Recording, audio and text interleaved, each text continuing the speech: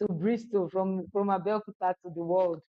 I say thank you so much. I have some people online on YouTube, so just want to um, allow them to go live. So are we going live now? Okay.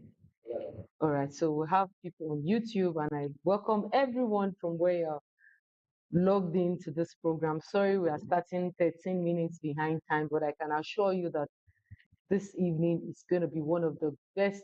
Attending this program is one of the best opportunities, or um, one of the best things that you have decided to do. Thank you so much, Pastor, for this opportunity. I'm so grateful. I thank my pastor, to Pastor Enwai, for her involvement in ensuring that this connect took place. Thank you. So today we are talking about a complete you, a complete health. Let me just try and share my screen so that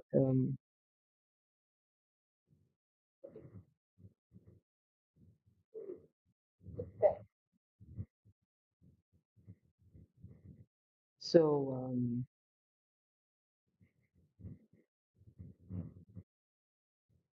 I believe you can see my screen.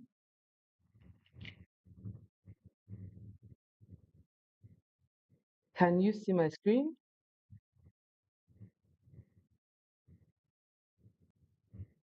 So today we're talking about a complete you and a complete health.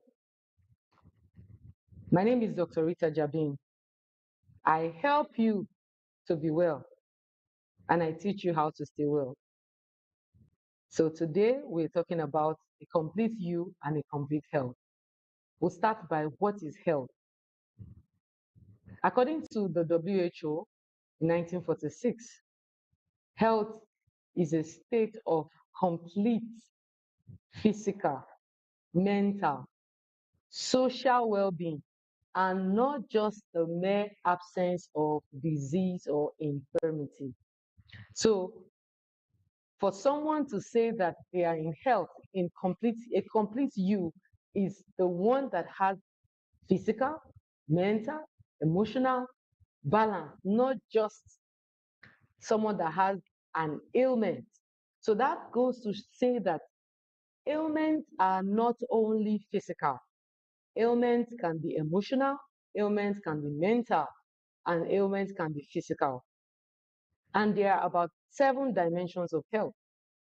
The dimensions of health spans across the physical health, the physical state of the person, the mental state of the person, the emotional state of the person, the social state of the person, the intellectual state of the person, the spiritual state of the person, the financial state or occupational state, and the community.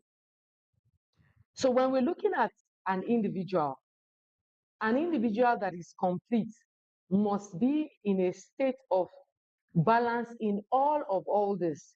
That means that your physical, your mental, your emotional, your social life. So when you have people who say, oh, I live in isolation, I don't do only me, just know that that person is not healthy. You must have community. Your finance, you see, your spiritual life. Man is a spirit. He has a soul and lives in a body. So a person that is balanced must have a balance in their spiritual life, must have a balance in their intellectual, in their social life. You can't be in isolation. So one of the things I want you to take from this seminar today is this 7 dimension or 8 dimensions of health. So when you hear someone making a statement, you just know that this person is not, it's not complete, it's not balanced, because all this are what makes someone to be in a state of balanced health. Please, I like to get feedback. I hope you can hear me. I hope you are you can drop your message in the chat box. If you have a question, you can drop your message so that I'll be sure that you are hearing me very, very well. All right, so let me move on. So I already defined what health is. A state of complete, not just partial, complete. So for us to talk about complete health, we need to understand the spectrum of health. Now, the spectrum of health is a philosophy or a point or a theory that explains that health and disease, they are on a line. And the line is, if you can look at the screen, the line is an arrow that points up and down, like an arrow. One arrow goes up, one arrow comes down. So it's a spectrum. And what that means is that the topmost of it, which is positive health, which is complete health, and then the end of it is death. So it is said that health is on a spectrum that moves from positive health. The person can be on positive health, which is the place that everyone should be. And then there is better health. And then there is freedom from sickness. And then there is unrecognized sickness. There is mild sickness, there is severe sickness, and then there is death.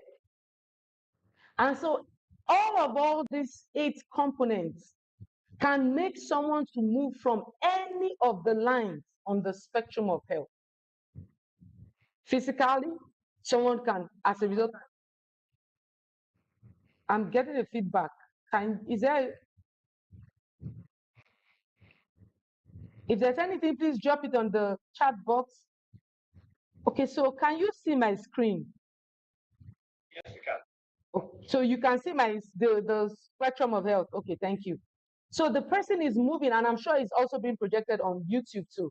The person is moving from positive health to better health, to freedom from sickness, to unrecognized sickness, to mild sickness, to severe sickness, and to death. How does someone remain on the positive health? That's part of the purpose of this meeting today. So now you understand that the lowest point in the spectrum of health is death. So death is actually a part of the spectrum of health. And the highest point is positive or complete health.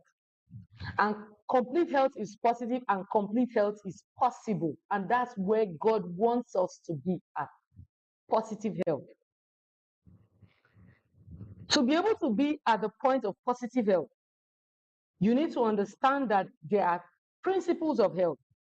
So based on my years of studies, I've been able to put together these principles they are divided into 3 things make up the principles of health.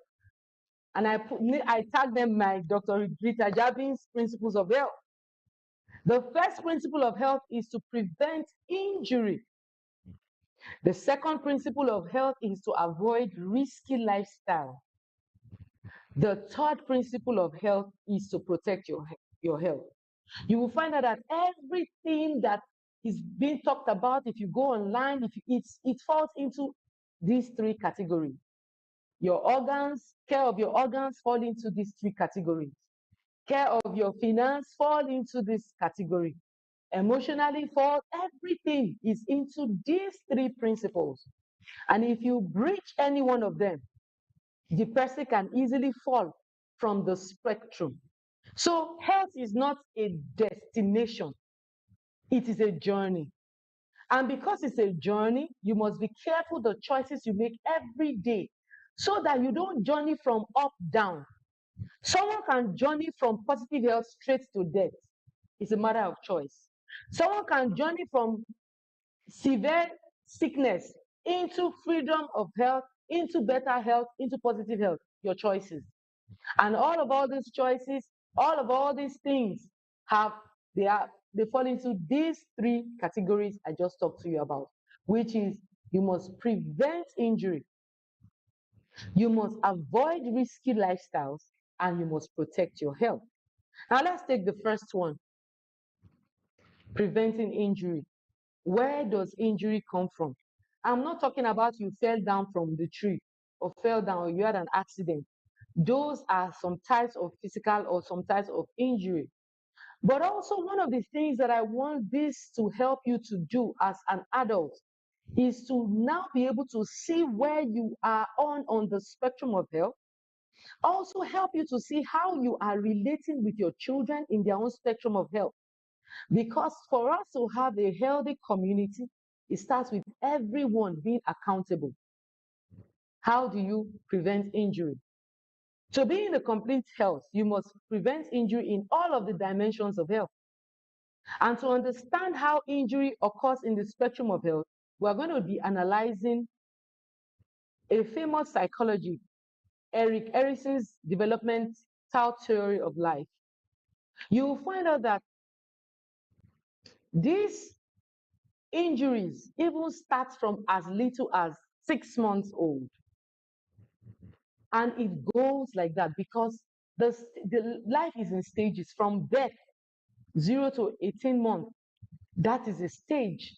To the next stage, I'm going to run through briefly all the stages, and I need you to pay attention because they affect how you perceive yourself, how you interact with your health, how you interact with your environment, your intellectual, your emotions, your community, your social life. Remember that health is a complete state. All those 7 dimensions, they must be complete.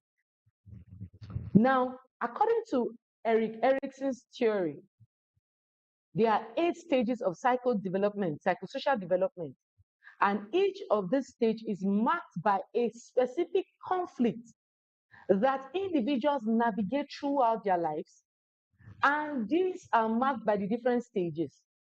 And if they are not well resolved, they carry on and they cause injury.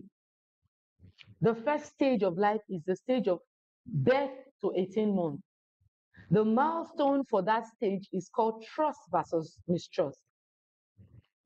At this stage, children, because we are completely helpless at this stage, we depend on our caregivers to care for us and love us.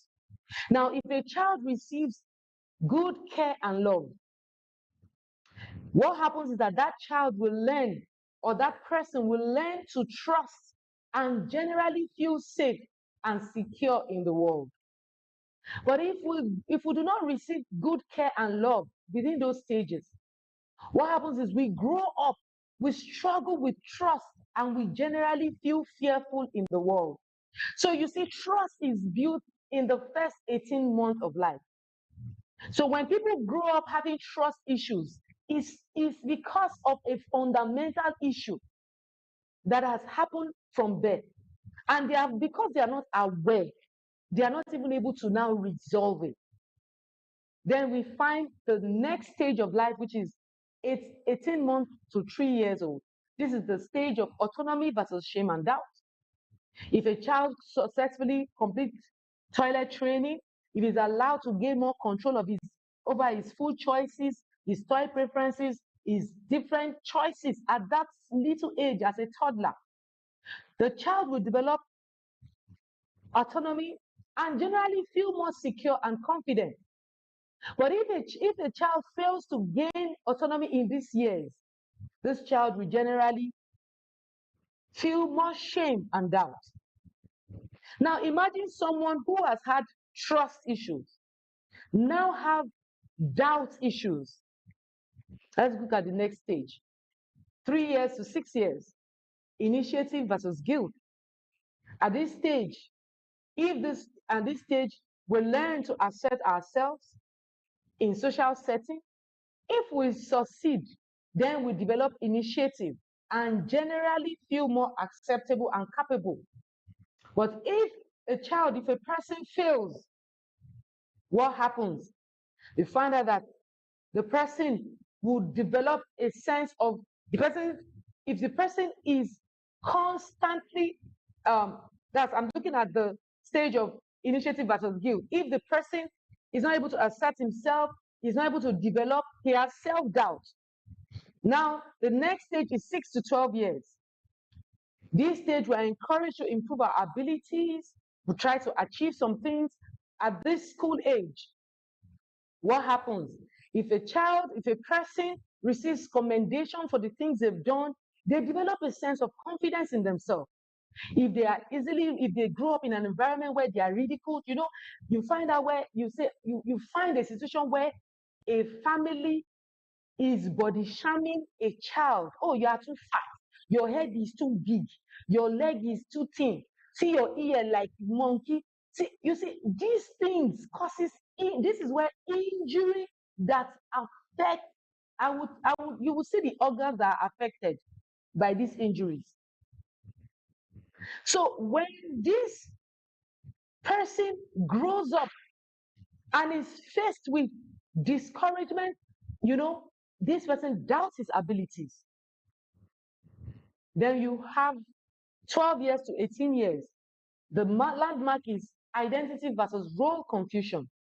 At this stage, teenager, at this stage, they begin to have ideals of, I want to be this, a sense of themselves, and then at this point, because it's a state of in between, if they do not have positively reinforced development, what happens is that they will remain insecure, confused about themselves and about their future. Then we have 18 years to 40 years of age, which is usually the age of intimacy versus isolation. At this stage is where people tend to get married. So you see that when someone has had trust issues, has doubt, has inferiority complex, has no self-assertion, no control because it was not able, it invariably affects their social life. It invariably affects the way they behave in the community. It invariably affects the financial choices they make. You see, now at this stage, is either they have intimacy or they are in isolation. They are not having issues with their relationships. They are having issues with marriage. They are having issues with following authority, having issues in church, in the work. They are having issues. They cannot be able to. They are in the office. They are the ones that is, So I'm sure as I'm talking, you may be able to relate with some of the things, or you may know someone whom you may be thinking, maybe this is what is worrying this person at this moment. Now, if people develop close, committed relationships in early adulthood, from their lifelong relationships are more likely to be enduring and be more secure. Now, because each stage of development builds upon the others, the ability to form strong relationships is closely tied to whether we or not we develop a strong sense of self in our teen years. So those with a strong sense of self are more likely to have good relationships. But those without a sense of self, they will have commitment issues in relationships. They will suffer isolation. They will treat their spouses wrongly. They will treat their children wrongly. They will treat people because there's injury. And then we have from the age of 41 years to 65 years. This is generativity or stagnation. If people have succeeded in having good relationships, good life, productive life in their work, they've made good financial decisions, they have not gambled all their money away, they have been able to make sound choices, they are contributing to the world, they have a sense of fulfillment. But if they have struggled in any of all this, they feel like they are unloved. They feel like they are they cannot be able to find what is their contribution to this life. And then we have the final stage of development, which is from 65 years and above. And in these years, people tend to look back. And if they can be able to find out that they've had good relationships, they've been able to make an impact in the world through the career they have chosen, they've been able to live, they feel a sense of integrity, a sense of accomplishment, a pride, a feeling of fulfillment in their life. But when people have not been able to, when any of these stages have not been fully achieved, they fail to have a sense of achievement in life, and they are living a life of regret, in despair, and they feel like their life is wasted. Now, according to this theory of development, it is understood that unless someone has successfully resolved a conflict of a level, they carry that conflict into the next level. So a person who grew up in an environment without trust of his family, trust, or the person has, different, the person from both family, from both work, from both, this person already has an injury.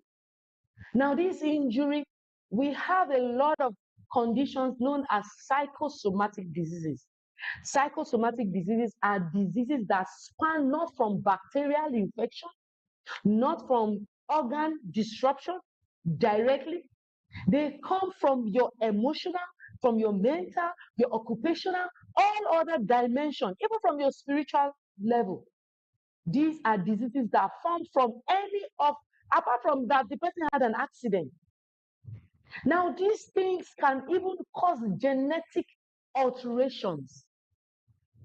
So you find that this theory of development, I'm sure some of you may have been aware, but some of you may be hearing it for the first time.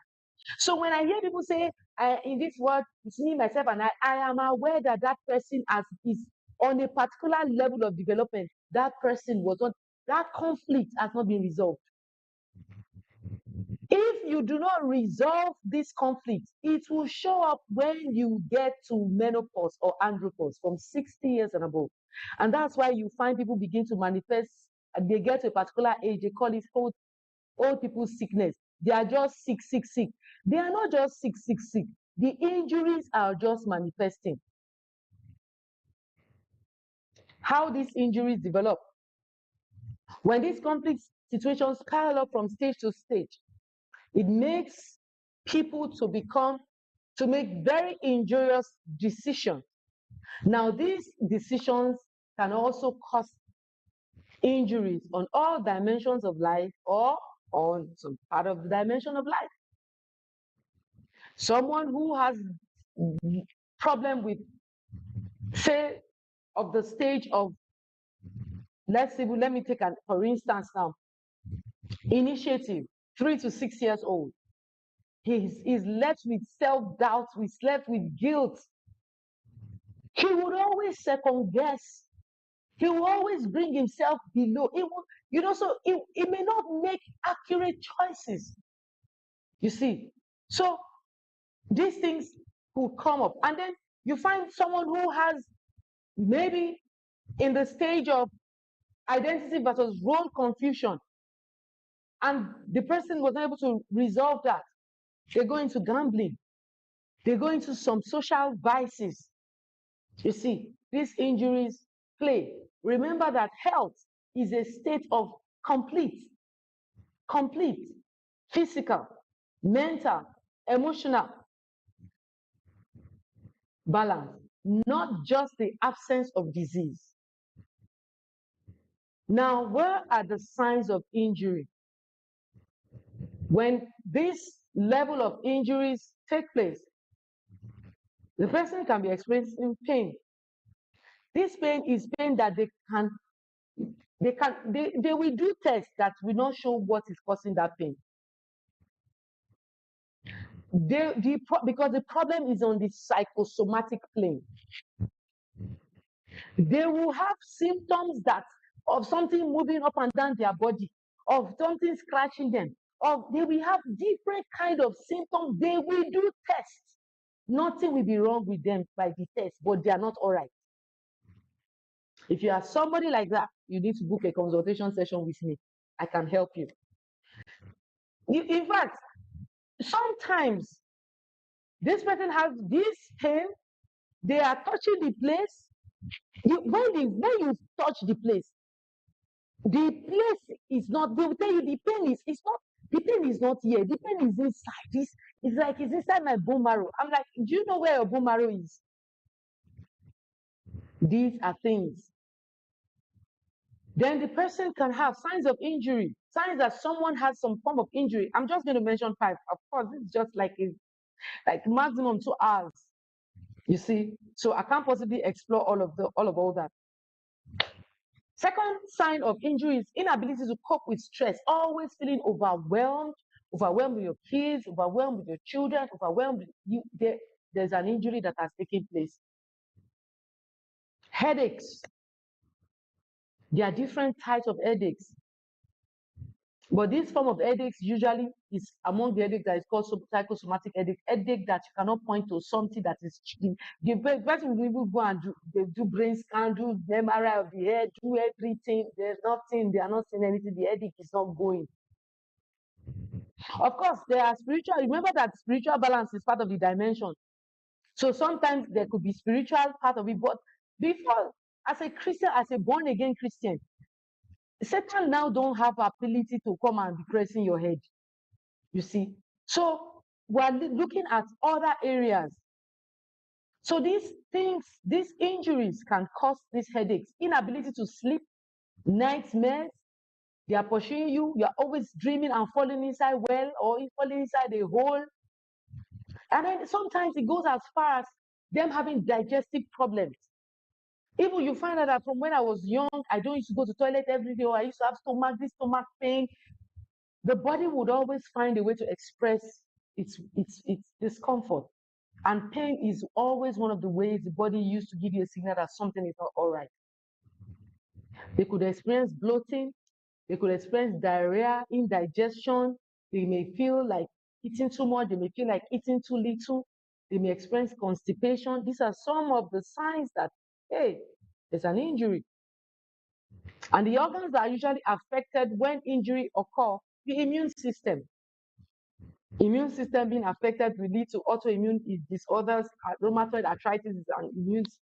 That's when the immune system begin to misfire. What are the things that can cause the cells of the body to begin to misfire? Try the immune system. Injuries on this plane. Asthmatic problem, allergies, you see, lupus, hypersensitivity to sound, to noise, to different things can cause that. Second organ that can be, second part of the body that can be affected is the kidneys. Another part of the body, the heart, can cause blood pressure, can cause different kind of heart-related problems. There is a condition known as emotional heart. This is a condition where the heart manifests symptoms of heart diseases, but the origin is from the emotions. You can check it out. So you can imagine someone that is having this, that is on this plane. It will be using medication, the BP is not going down. That's why I always say do a consultation, do an assessment. When I'm doing consultation with somebody, I want to find out what thing they cause the problem, what is triggering it for you, what is the cause of the problem, do you understand? Where is it from? What plane are we looking at? So somebody is having emotional heart, is having palpitation, he will go and do ECG, do echo, but he's still having a lot of palpitation, still having a lot of the pain, tightness of the chest. These are some of the things. Injury. When you find someone say, I don't trust anybody, it's me and myself and I, when you begin to, another thing again that can manifest when people are injured is that they begin to put human being in the place that God has been designed to occupy. There is a space, there's a craving in the man that only God, only the Holy Spirit can feel. There is no human being that can feel it. So people now have what you call dependency, unhealthy attachment syndrome, where you attach to people, attach to your children, attach to certain kind of relationships. Another organ affected is your digestive system. The person have, also every minute I've used medication. Maybe the problem is from this level of injury. Now, the second principle of health. I told you, I said the first principle is to avoid injury. The second principle is to avoid risky lifestyle. Now, risky lifestyle, these are lifestyle choices that put the body at risk from moving down on the health spectrum. Remember that we're looking at the spectrum of health. If the image of the spectrum of health can be brought again so that we can look at this spectrum of health. Remember that you are supposed to be at, and it is possible to be at positive health. You can move from positive health to better health, to freedom from sickness, to unrecognized sickness, to mild sickness, to severe sickness that the person just died. By the time the person has died, there's nothing that can be done. But from severe sickness, you can move up. So because you understand that there is a spectrum of health, it's a journey. It moves. If you are up, if it's like this, you must make sure that you keep going up. You must make sure that you avoid injuries to make sure that you don't come down. If you are injured emotionally, you must resolve it. If you are injured financially, you must resolve it. You don't sweep things. Have tough conversation. Face the issues. And that's one of the things that when you go for therapy, that's one of the things it does. That's one of the things that when you have opportunity to talk to someone, that's one of the things it does. Now, not just talking to anybody, talk to people that have knowledge that can help you. You see. So back to the next principle, which is avoid risky lifestyle.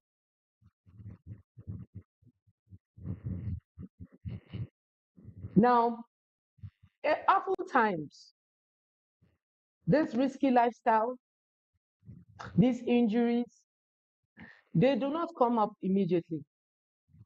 Sometimes it comes up 6 months, 1 year, 2 years, 3 years, 4 years, sometimes 10 years, sometimes 15 years before they begin to manifest. That's why when they manifest, the person is not relating that thing to it. They are just looking at what has happened in the immediate. And let me say to you something in passing. There are different types of ailments. There are acute ailments that just came up suddenly within the last 1 week to 2 weeks, maximum 3 weeks. And the problem past 1 month, it has become chronic. And under the principles of healing, it is said that the body requires at least 10% of the time, total time and illness as formed. That means if you have a problem of 10 years, it is an unrealistic goal to expect that problem to go in 1 week. It is only God that can cause a miracle that can remove that problem immediately, especially if it is a non-surgical intervention. If it's a surgical intervention, they just go cut the person, remove it, and then you will still have to even recover post-surgically. You see, so the law of healing says that you need to give your body at least 10% of that time. So look at yourself. You have been dealing with a problem. The problem has been on for 3 years. You cannot expect that problem to go in 1 week. It is only the Holy Spirit that can remove it instantly. I just said that to say to you, the same way as you are building lifestyle, making choices, they are forming deep roots and altering your cells in your body.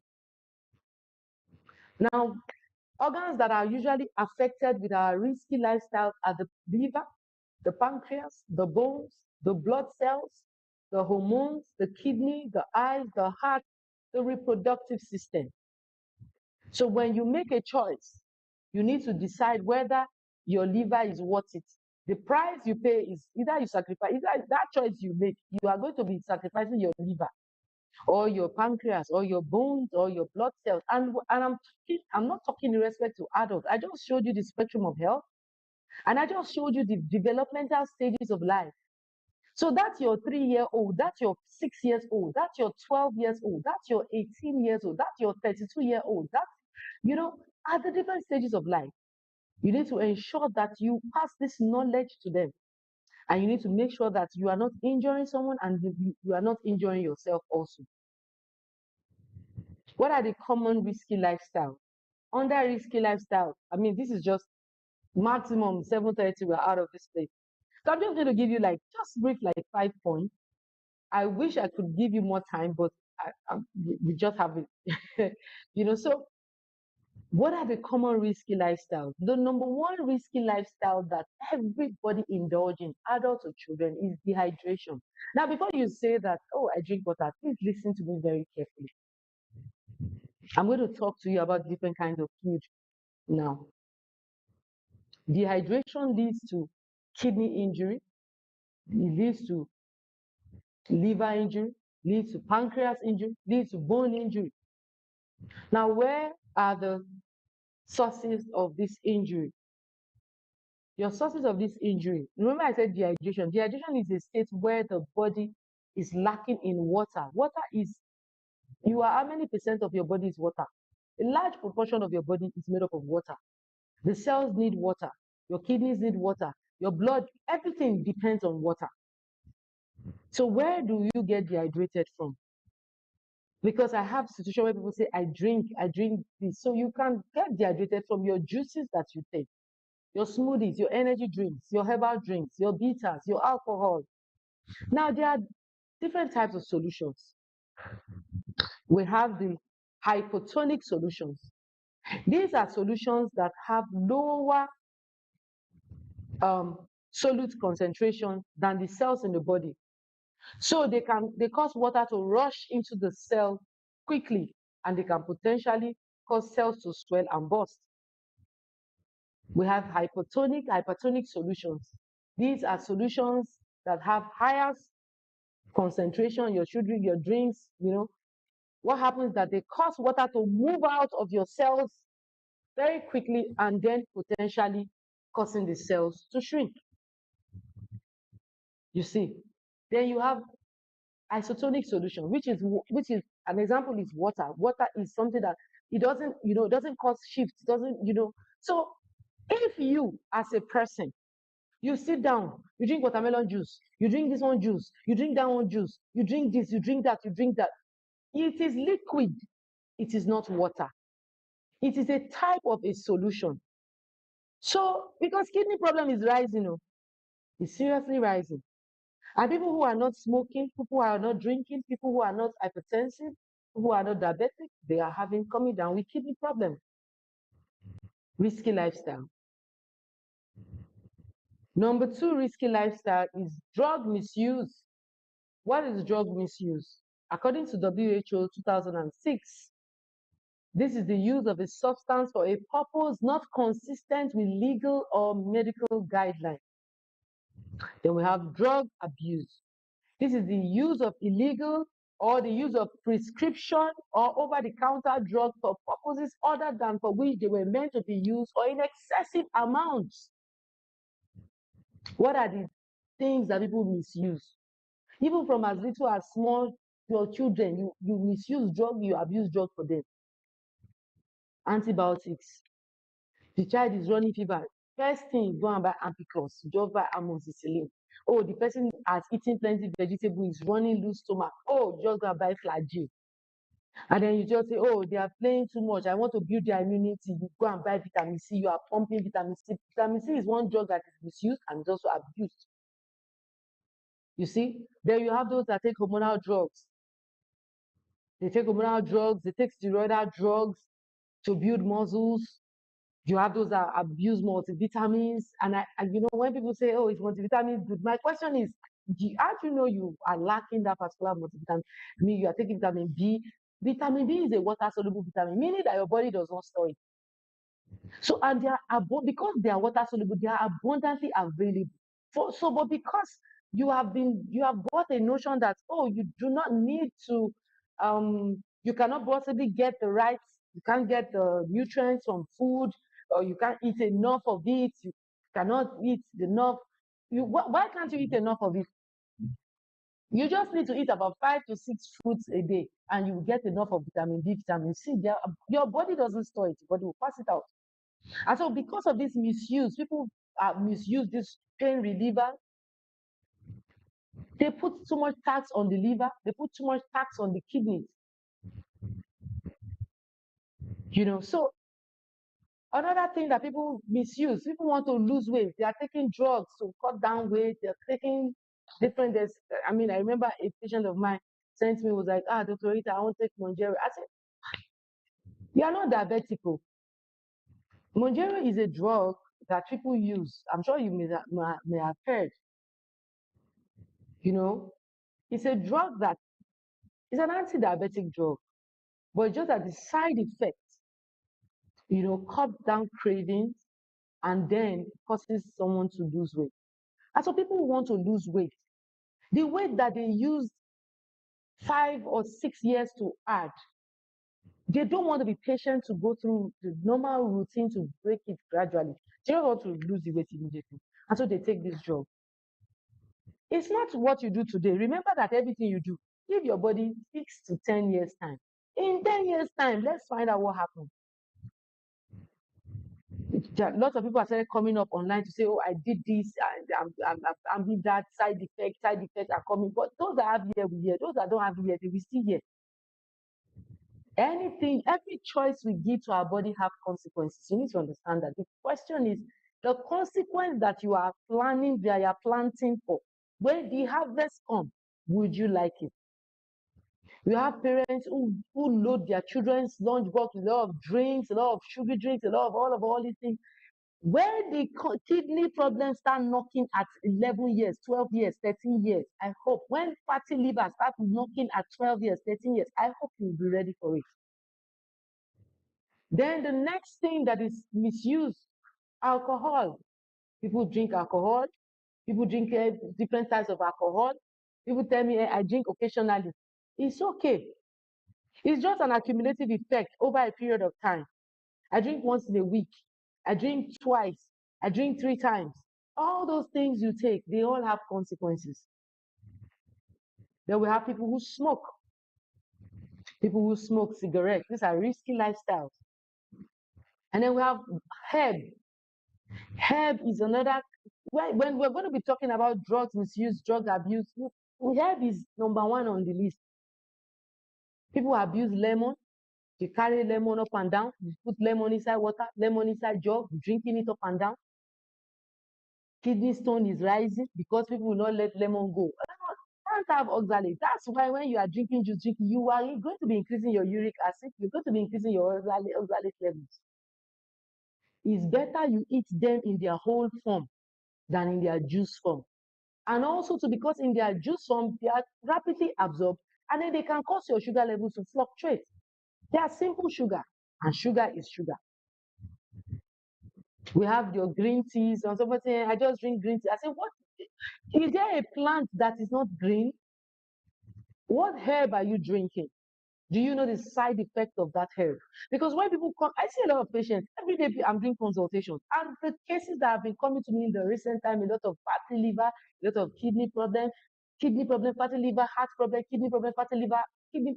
That's why I started running campaign on kidney awareness. You see, herb misuse. I just drink lemon. I just eat garlic. I just like garlic berry. I just cut the garlic, I swallow. I always swallow. Are you aware that garlic is a blood thinner? I just drink ginger. I just put ginger. A friend of mine, she's a very good friend of mine, close friend of mine. She used to take cinnamon and clove. I just drink cinnamon in passing, she was just say, I just took my tea. I said, which tea are you taking? I just took cinnamon and clove. I just got cinnamon, clove, and what else did she put together? That day that cinnamon complication started for her, it was the only study that said that she didn't die. She could not even explain that. Because the side effect is you will bleed non-stop. When the bleeding starts. And so people have a little injury, and the injury, they have to do surgery, and they have unnecessary complications because of the herbs they have been drinking. Herbs I'm a naturopathic doctor. I use herbs. But don't let anybody tell you that herbs don't have side effects. In fact, your chemical drug that you are taking in the portion that they give to you, if you think it has side effects, then continue drinking dongoyaro, continue drinking popoli, carry mango leaf, boil everything, drink one big cup. One big cup. Do you understand the toxic load in? Have you heard of the term toxicity? Are you aware that plants have toxicity? Are you aware? So when you play in the line with herbs, you just say, oh, just drink this thing, I just went online, just so that you just mix these things together. Sometimes people mix herbs together, and when they mix the herbs together, it causes the synergy to be increased, the actions to be increased. You can go on my page on YouTube. I've done a lot of plant reviews. I've done review on bitter leaf. I've done almost all the common plants that you take: garlic, ginger, turmeric. Go and watch the videos and go and see how to take plants. The duration, there must be a duration. And there are plants that you don't give to your children, especially if they are going to take them orally. So herbs. So before you go taking anything, I want to take this, where is the laboratory test that shows that? So you are drinking green tea, they say Camellia sinensis is green tea. Yes, it is green tea. Plants have antioxidants. Plants have what they call alkaloids. And alkaloids, when the kidney is exposed to raw alkaloids for long, they cause injury. Number 3 thing that is a risky lifestyle that people do is excessive noise. There's a lot of science that has shown that and linked the kind of noise you are exposed to the kind of disease that you will have. So those of you that play bang bang bang bang bang bang bang bang bang bang bang bang music in the house with your children, just know that you are brewing problem. Problem is growing. You see people put headphones, the music is so loud. Physically, it causes problem. Emotionally, it causes problem. Intellectually, it causes problem. Go and by yourself, go and check. But here are some of the things that excessive noise can cause to you. It can cause hearing loss. So gradually, the person is losing their hearing. The day they will stop hearing is the day they will realize they stop losing. The day they stop hearing is not the day the problem started. That is just the day that the cup became overflow, that it was flowing out of the dream. Some people have persistent ringing sensation in their head. Bang, bang, bang, whoa, whoa. Sometimes you've been exposed to so much noise that you now take a medication, you take a herb, you take something, you eat a food that has ability to alter sound, impair sound. Maybe it's supposed to be for like maybe temporary, like 1 or 2 minutes, because you already have a predisposition to that problem. You now took it, the problem go back. You are not hearing from your right ear, you are not hearing from your left ear, or you are hearing you are under a permanent sound. There is a sound that is everywhere cannot be quiet. There's always a noise. Whoa, woo, wah, wah, wah, wah, wah, wah, that is rounding in your ear.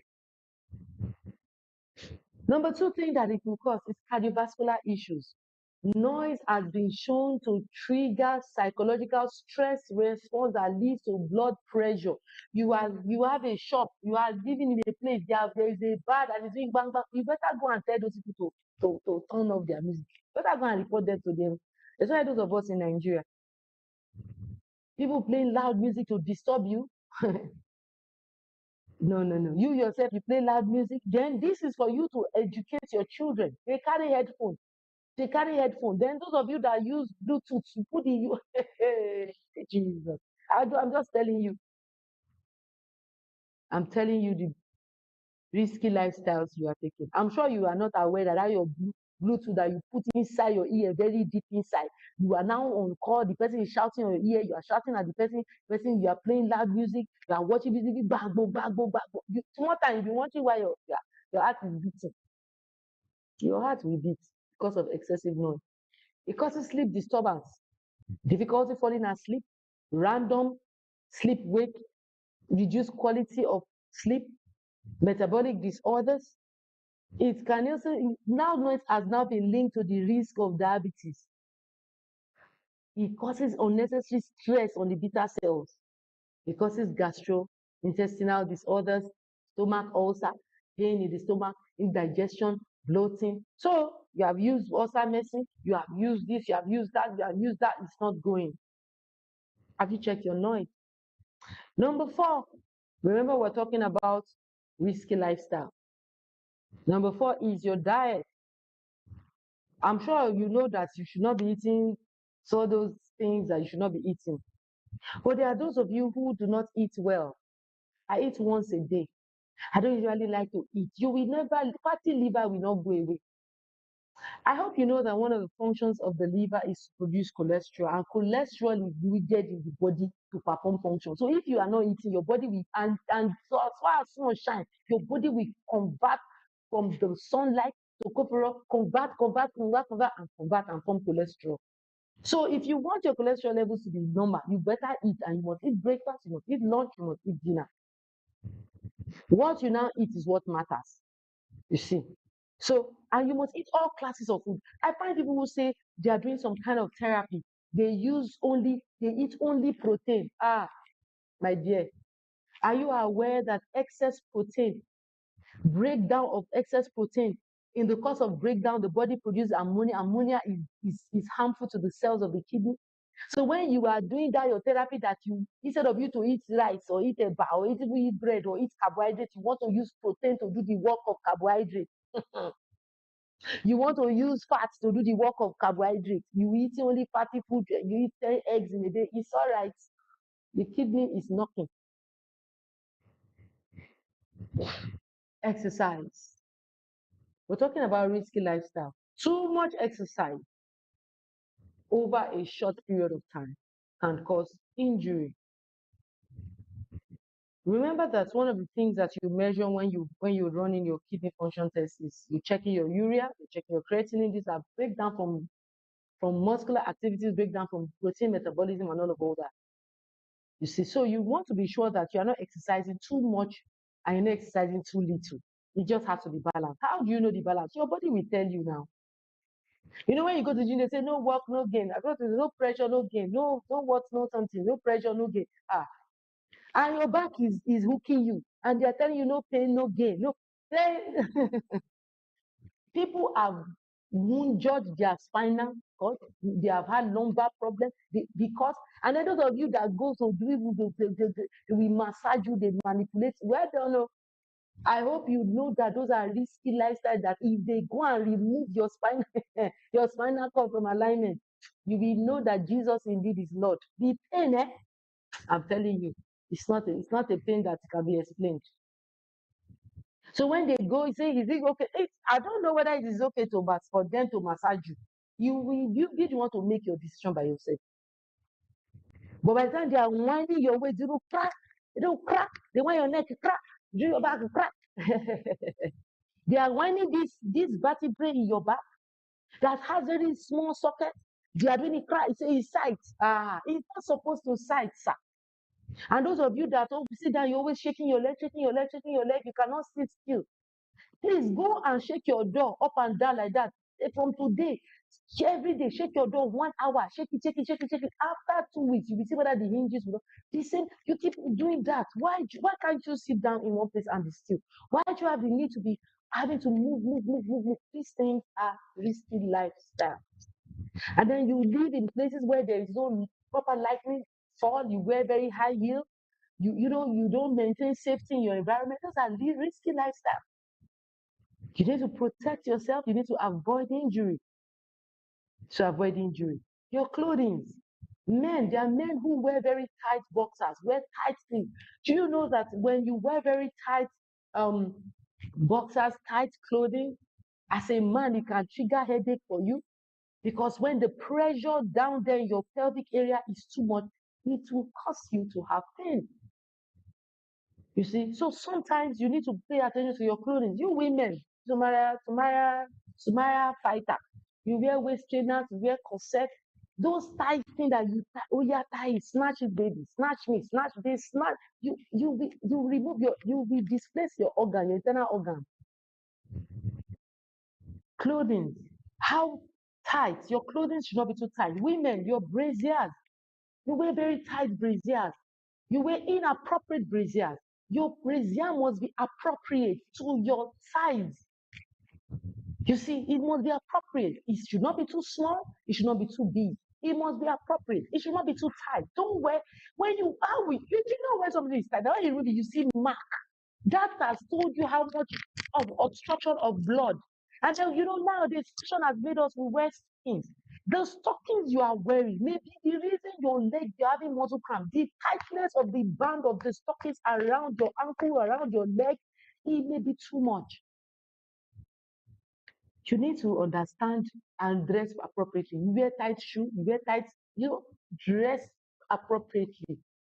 Don't buy something, the shoe is tight in the chair, say manage what? Let them wear slippers if it is not their size. Don't force things. Don't force. You like that dress fine, well. It's not your size. They did not. You now get. You now press all your stomach, press you very well, or you wear the trouser. The trouser press everywhere. You zip it. You are The problem is when you are having problem, you will not count all this your trouser and all these things. You will be counting something. You will this and there are things they are doing every day. You just need to keep the last one you will do that will cause the problem. You will not know. You see. Then the next thing is lack of fresh air. Lack of fresh air. I mean, you live in AC car to AC house to AC office to AC this, AC that. Your children don't breathe fresh air. They don't go outside to play. Outside, they're inside the house. You yourself, you're inside. What is happening with you? Your body needs oxygen. You need fresh air.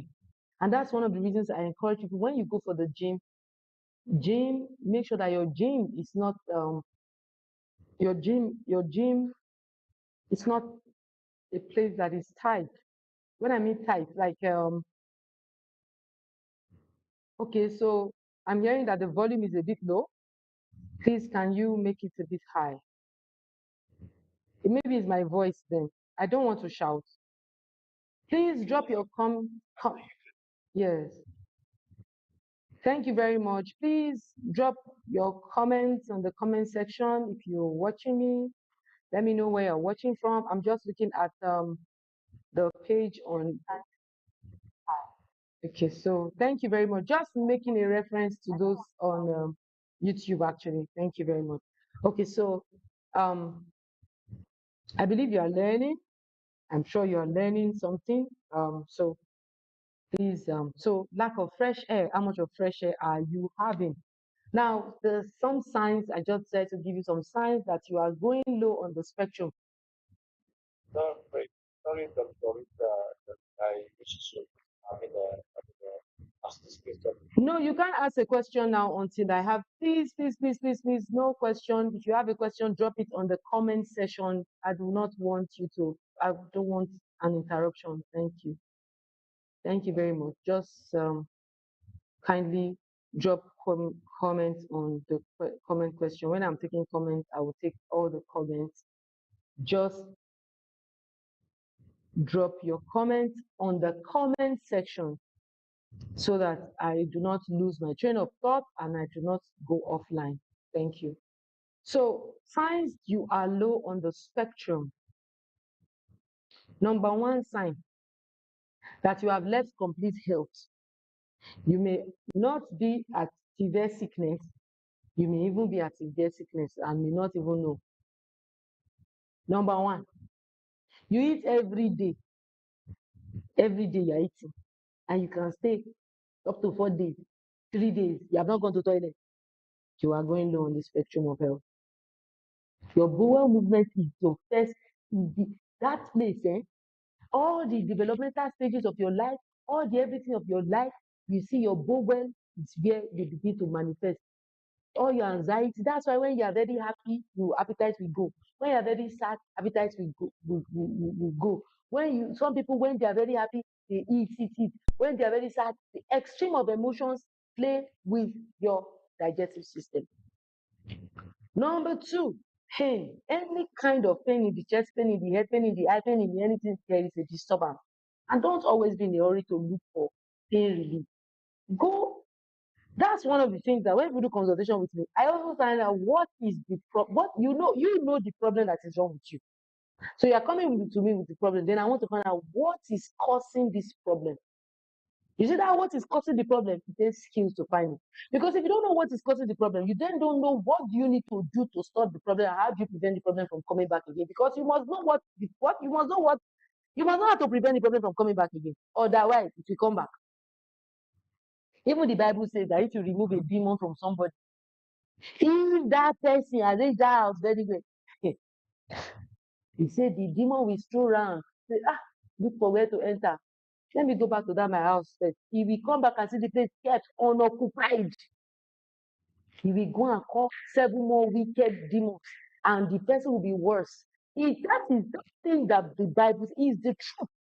You can treat a problem. If you don't know what to do for that problem to come back, when the problem comes back, it will not be very funny. That's why people feel like I treated it when it came back worse.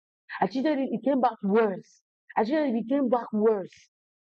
How to prevent it? You must understand the thing that cause a problem from coming back again. Number 3, sleep disturbance. Sleep disturbance can be that before you sit down, you are slept off. If you just find yourself you are sleepy anyhow, you sit down, you sleep, or you are not able to sleep. You need to check You need to, you are on the spectrum of health. And then you wake up feeling unrefreshed.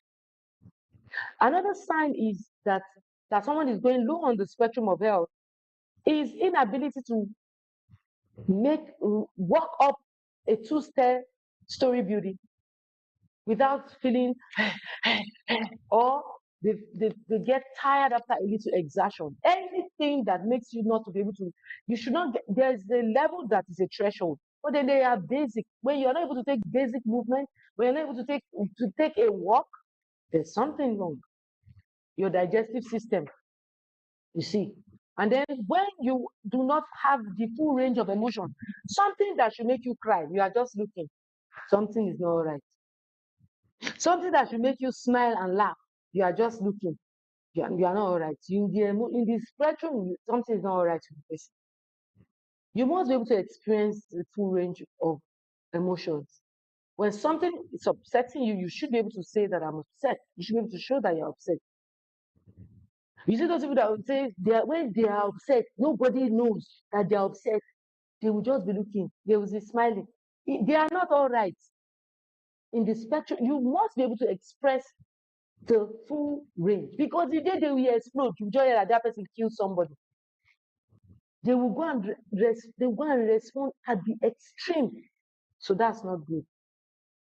Also, the person is low on energy and you don't have the energy to do the things that you want to do. You just didn't feel tired. Those are signs. There are lots of signs, but these are just some common signs I just said to bring up so that, yes, you can use it to make a decision. So I hope you're learning. If you're learning, write it that you are learning. I want to be sure you are learning. Write what you have learned. Write what you are learning. Say what you have learned so far. Tell me something you have learned. You don't have to say it out. You can just write it in the comment section for me to know. Now, the third principle of health is to protect your health. I've told you about injury. I've told you about some of the injuries. I've told you about some of the risky lifestyle. Now we're talking about protect your health. How do you protect your health? You are here today. You're getting knowledge. That's the first step. You need to get accurate knowledge on the impact of your current lifestyle on your health. And one of the ways for you to know the current lifestyle, whether you are healthy, people say, I'm very healthy, I'm healthy, I'm healthy. I eat food, I eat fruits. I'm just the one looking at you, eat fruit. Before you can say you are healthy, you are eating food, you must go and do tests. It's laboratory tests that will show whether what is happening, at least those when it begins to manifest physically. And remember that on the spectrum of health, some of the times there's no sickness without symptoms. Before symptoms start showing on the spectrum of health, there's unrecognized sickness. There's no symptom yet. At that point, at the point where there's no sickness, there's already a disturbance. The disturbance is already disturbing the body. Then it becomes unrecognized. And then it becomes a mild sickness. At that point, the person he's still doing that thing, he's still doing it. There's always a point when it becomes too late. Well, let me not use the word too late, where it becomes obvious. Yeah, maybe that's the right word. So signs that okay, I've talked about that. So protect your health. You're here today. That's one of the ways. Follow up with knowledge. Follow the pages, go and learn, go watch. There are quite a number of questions that people may be asking me today that I've already answered. I will just refer you. If you ask me a question that I've answered, I will not be answering again. I will just refer you. Just go watch it, because I've done quite a number of teachings on different conditions and all that. So do that. But to protect your health, to get knowledge, you must check yourself. Observe your symptoms, observe your emotions, observe your patterns, observe yourself. And then you need to do tests. And so I need you to take note of this test I'm going to list out so that you will go. I'm going to be calling it small, because we're already 17 minutes past 7. And we need to leave this place as soon as possible. So I would not want to drag longer than. So I'm just going to list out the tests that you need to do. Number 1, you must check your blood pressure. And you must check your blood pressure regularly. Regularly check your blood pressure, not once in 3 weeks, once in a month. You are not You're not protecting your health if you're not checking your blood pressure. Number two, you must do your blood sugar test. Now, there are 3 types of blood sugar tests or 4 types of blood sugar tests I want you to do. There's the fasting blood sugar test, which is the test you do before you eat in the morning. There's the random blood sugar test that you can do anytime during the day, particularly maybe in the afternoon after you have had breakfast, lunch.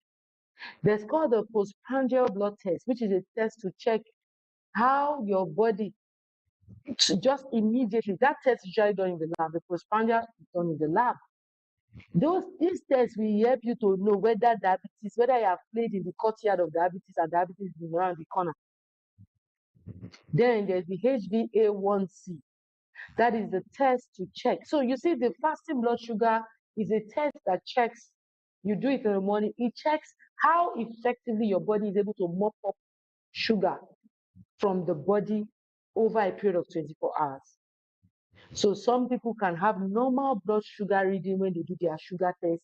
Their FBS is normal, But then there's the HbA1c. We talked about the amount of sugar, the glucose that binds to a red blood cell. All the food you eat, the things, the juice you are drinking, the things, everything you are eating, all those things, everything you eat in your body, for the body to use it, it eventually comes down to simple glucose. Now, this glucose binds to red blood cells. The quantity that binds to red blood cells, if your HbA1c is above normal, you are at serious risk for fatty liver disease. You are at serious risk for high cholesterol not going down.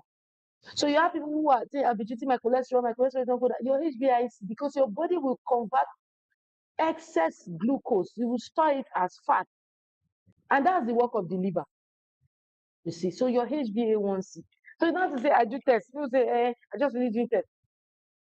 You don't do tests before you do a consultation with me. Do a consultation with me before you go and do tests. But because I'm educating you today, I'm just telling you, one, for you to know tests that you should go and do. When you finish doing it, you now find someone to interpret it. For me, I don't run free consultation. You pay for my consultation. But you see, when you run your test and you do HbA1c, it will tell you about your diet. It will tell you about your drinks. It will tell you about generally where your cells are. And it's a very important test. And it's not a test that is just generally done unless it is specifically requested for. So when you go and you do malaria, typhoid, you do FBS, you do full blood counts, you do urinalysis, those are standard basic packages. You need to go further. Like I said, to protect your health, you must get knowledge. And then we have the lipid profile test, the full lipid profile test, not just go and do cholesterol test. A full lipid program will check all the oils, all the different types. Triglycerides, LDL, it will check everything. It will check it will full, complete. You must do it. And you must go to a lab that know how to do tests so that you will not shortchange it. You will do it. That's how you know whether you cannot tell me that I eat egg, I'm always eating in the morning for my breakfast. I just eat okra for my lunch. Where is the laboratory evidence? It's not what you have ate today or what you are eating today. It's what you have been eating the past 20 years of your life that we want to measure. So it's not today that we analyze. We analyze your last 20 years because that's what makes up what you are experiencing today. So we have people with irregular menses, hormonal imbalance, PCOS, arthritis, high uric acid, high ESR, high inflammation, the body is just inflamed. A lot of all these things. And then you do your liver function test. Your liver function test will check all your liver enzymes, every of your liver enzymes. It will check, there's a part of it that will check your how much of protein, your protein intake, whether you, all those I eat two egg, I eat all the things it will tell you. You do your ESR. ESR is a test that checks if there's inflammation in your body. It will tell the origin of the pain, to tell a lot about it. Your complete blood count, your full blood count, your complete blood count. It will analyze your white blood cells. It will analyze your cells. Some people will take it further and do the oxygen level in this, as in do better tests in your body. And then you have the uric acid test. It checks the state of your bone. Then you do your bone density test. If you can't, you do an abdominal pelvic scan. An abdominal pelvic scan will check your liver, check your kidney, check the organ by itself, check your prostate, check your uterus, check your ovaries, check everything from just a simple scan. And then you have your EGFR. Your EGFR is your kidney categorization. You see that test? Everybody must know their EGFR. So when I was in Port Harcourt, someone came to me. He's diabetic. His HbA1c was 10. 10 is a very high. If somebody has 10 HbA1c, there is serious problem of 10. So he came to me and I said, I've done my test. I said, you did test before coming, all right. After consultation, I said, so you need to go and do some tests. I know, I've done the last time I did test 2 months ago, everything was okay. I said, you didn't do the test I want to send you. Anyway, long and short, he went to do that test. And there are 5 categories of the kidney. I've talked about this. You can check it. Everybody should be at 90 and above. The last stage of kidney failure is less than 15. Anybody that has less than from 15 downward to 1 is kidney failure. This man is not diabetic, it's not hypertensive. His leg is not swollen. He's just having pain, some cramp. His hand is cramping him. He's just feeling some mild pain in his leg. He's not sleeping well. His eye used to do him somehow. This symptom I'm telling you is the symptom he was experiencing. And he's already at kidney failure. EGFR was 12. I say, Oga, by the time I told him, you have to say, no, I can't stop smoking. I cannot stop. When is EGFR? I said, Oga, you have kidney failure. I said, you thought you had a problem when you had diabetes. I said, now you have problem. Your problem now is kidney failure. Your EGFR is 12. He said, but I'm not having any problem. I'm not feeling. I said, yes. You are having it. You are just not aware that it is pointing to your kidney because it looks like every other symptom. So your EGFR is very important. Your thyroid function test, very important. You do a breast scan for a female, your prostate, a male, do CA test. It's a test that can, but you see, for you to know, there are some more tests that some people need to do, and there are some less tests that some people need to do.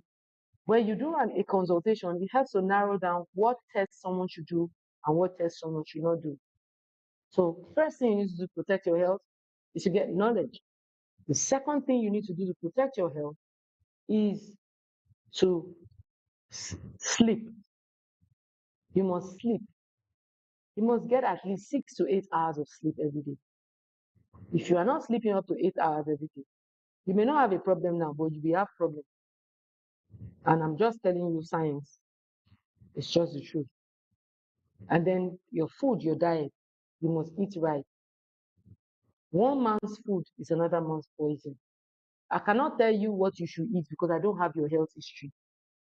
I only give people, and people pay for their food plan, and then we send them food plan based on the history, based on their test, then we make that decision. So you need to eat right. And for my people in Nigeria, I've prepared a special package for you people. People in the London, I don't know how the package is going to get to you people, but for people in Nigeria here, I've prepared a special package for you, my health combo.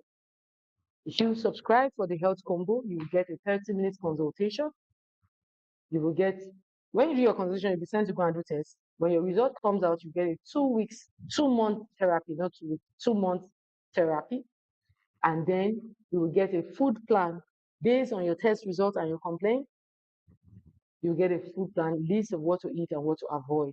So for this combo, it costs 150,000. So you can call the number showing on the screen. For people in the UK, I don't know how I'm going to do that to you people, but anyway, that was for my people in Nigeria. So I have come to the end of my presentation, and I'm just going to do a brief recap before I now attend to the questions in the comment section. First of all, health, according to WHO, is a state of complete physical, mental, social well-being, not just absence of disease or infirmity. And there are 7 dimensions of health, which includes your physical, your mental, your emotional, your social, your intellectual, your spiritual, your financial, your community. And we talked about the spectrum of health. And we said health is not a it's not a place, it's a journey. And you have to make sure that the choices that you make keep you on the right place on the spectrum of health. The spectrum of health starts from the complete to the better health, to the freedom from sickness, to unrecognized sickness, to mild sickness, to severe sickness, and can lead to death. And I said to you that people can move from any stage of the spectrum. And then I told you, based on studies and everything, there are 3 principles of health. The first thing is to prevent injury. The second is to avoid risky lifestyle. And third is to protect your health. In preventing injury, I had to show you where injuries come from. And I had to show you, so while you may not be able to go back and resolve when you were a baby, the knowledge now helps you to seek help. You see, remember I said to protect your health, you must get help. So you would see by yourself, you will say, oh, I have trust issues. Okay, so this may be the reason I don't trust myself, I don't trust my doctor, I don't trust even God, I don't, trust issues, you have self-doubt, so this knowledge helps you to seek help and then helps you to help your children. While you may not be able to help yourself for what happened, you can help your children and help the people around you as you go. And then it also helps you to know why you're making some of the decisions you're making, and then know that if you're in Christ, you have hope. And if you're not in Christ, Christ is available for you. Just need to accept him as your Lord and Savior, and he's right there, ready. Any day, anytime you call on him, the Bible says, whosoever calls upon the name of Jesus shall be saved. So it did not matter whether there was trust issues, what happened. In Christ, you now learn, then you have the word of God that grows you and regrooms you and reprograms your mind and your spirit. And then I talked to you about how injuries develop. I told you that injuries can come from those forms and then how else it can form. And then I told you the signs of injury. I told you pain, I told you inability to cope and several other factors. And organs that are affected by all these, either physical injury or mental injury, your heart, your digestive system, your kidneys, your pancreas, your bone, so it affects the whole body. And then I talked about risky lifestyle. In risky lifestyle, I told you about dehydration. You see, if you are not anything you drink that is not water, it's either it is an isotonic solution, an hypotonic solution, removing water from the cells or putting too much water from the cells. That's why your best drink any day, anytime is water. And if you have to take fruit, eat it whole. Avoid it. Also, to drinking juice, smoothies, all these things, they tend to increase your sugar level. When you chew, digestion takes place and it's easier for the body. And then I talked to you about drug misuse. Drug misuse can be chemical drugs, can be herbs, can be fruits, anything that you take without proper guidance and prescription. And I said to you, don't be deceived. Herbs have side effects. And I said to you, excessive noise from environment, noise from the headphones, noise from those things.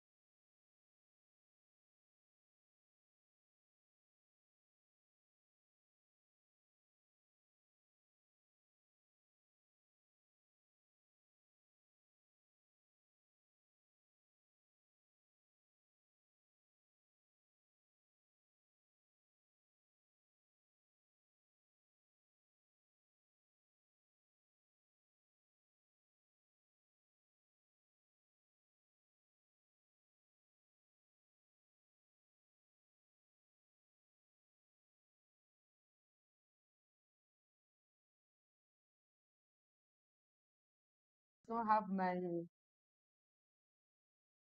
it doesn't have my slides. So I can just run over that again. That question, that one is not so much. So test to do your blood pressure, your sugar test, your HbA1c, lipid profile, liver function, ESR, complete blood count, uric acid, bone density, abdominal scan, EGFR, thyroid function, breast scan, PSA, and CEA. For those on this thing, I can type it here. Test to do.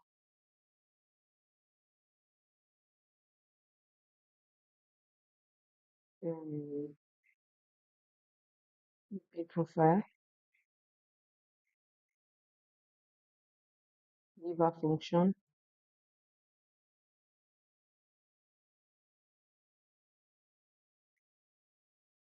liver function,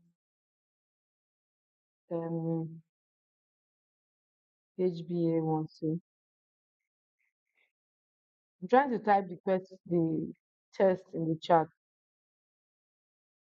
You will see EGFR, uric acid, PSA, 1, 2, 3, 4, 5, PSA, bone density,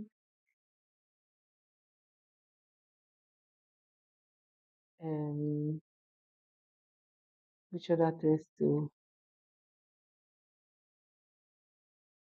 Abdominal pelvic scan,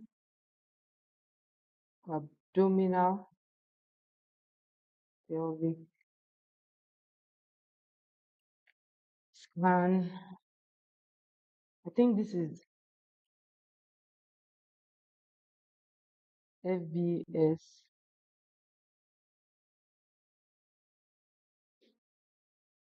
Postpanda.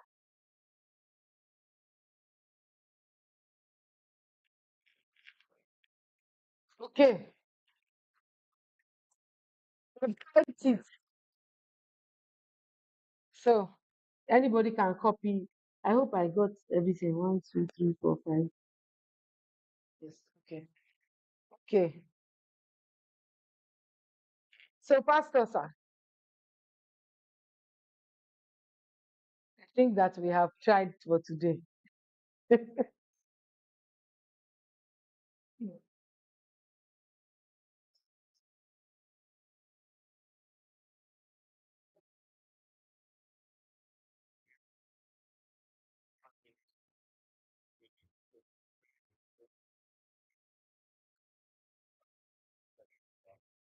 Thank you very, very much for the time. Thank you for insights. And I think all the model is very helpful for competition. So we are competing with our bodies. So thank you for learning.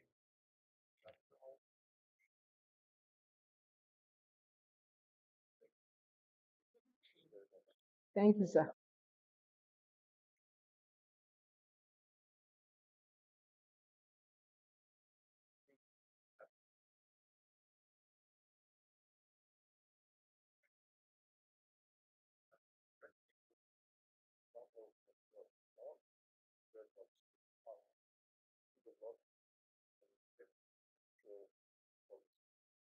How do you think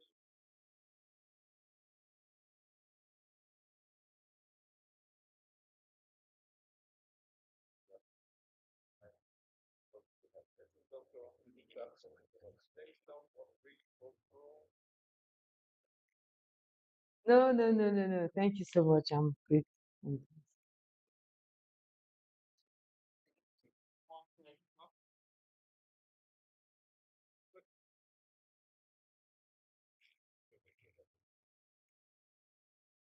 Okay, so thank you so much for logging in. Just trying to be sure that there's question. I've answered all the questions. Um, I've recalled the questions again, and this video is live online, so you can just get it and watch it at your convenience. Thank you for logging in, and don't forget to subscribe for my health combo. And let me help you to be well, and let me teach you how to stay well. See you in another seminar. Stay well. Have a good evening. Bye.